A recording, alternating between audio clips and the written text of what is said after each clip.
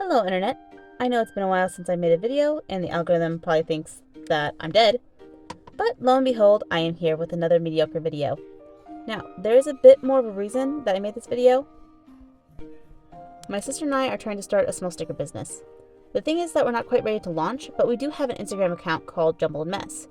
So if you'd like to see our progress, or if you just like stickers, cute designs, or just cute art in general, you can hop on over there. Please, we need people to know that we exist. I will reiterate, we are not in business yet, but it's coming soon. Now, this footage was taken after a long time of making stickers, so I just needed a bit of time to play with art rather than just work with it. Have you ever gotten to a point where you lose passion for a project and you can kind of see it in your own work? That's where I found myself. May it look good to others, but I just felt like I was filled out. So, kind of to spark that fire, I went ahead and did some concept sketches in my journal. I used a ball and pen and my new Tombow markers.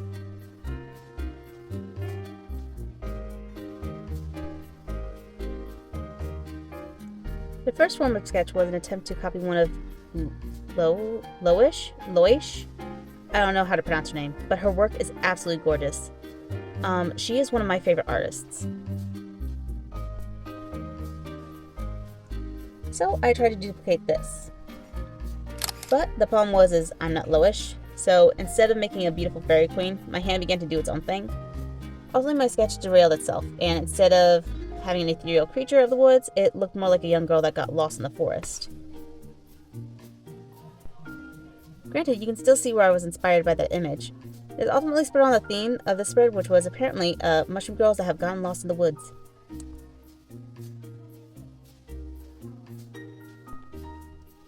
This New Year's goal for my artwork is to be more creative in my art. It's very easy for me to fall into a routine, which includes my artwork. I know what will look good, which leads me to very rarely stretching out into different concepts. So that's where this girl kind of comes in. I apologize for this jump in footage. The beginning of the page was taken the day before. It was very early in the morning, and I didn't finish the page until the next day, because of work. And that night I was also helping out with church and band kids, and I was just dead tired.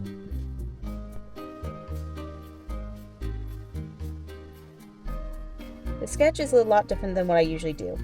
The girl was direct brain vomit. I knew what I wanted for this girl. She is supposed to be less cutesy, or as less cutesy as my art will allow.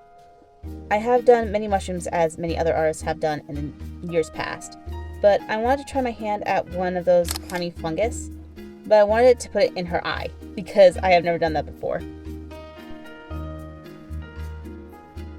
It kind of reminds me of Davy Jones' curse, part of the ship, part of the crew type thing, but you're a part of the forest. Anyways, this is my first time using Tombow markers as a medium for coloring in characters. After the first attempt, I quickly learned that you don't use a different color marker or a blush or anything like that. Instead, you use the same color, and also I discovered that they work best if I didn't do circular motions, as one would usually do with alcoholic markers. Instead, I used it in lines, kind of like a highlighter, and made sure that I didn't go over any spots. At first, it felt like I was using any old water-based marker. It's a bit more difficult, if not impossible to blend, and I was worried that it would seep through the pages, because this is my personal journal, and I'm a creature who is easily pleased by aesthetics, hence ugliness is an affront to my soul.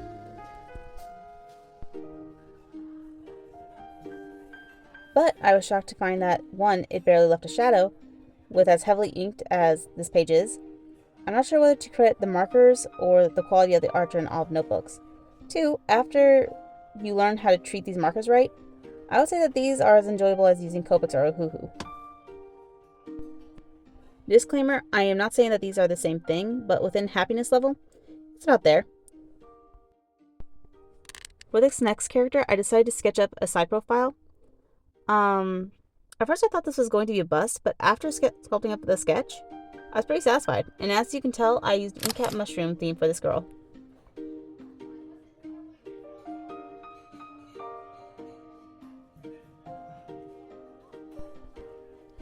After all this, I decided to move on to the next page, which is the mysterious forest that they got lost in.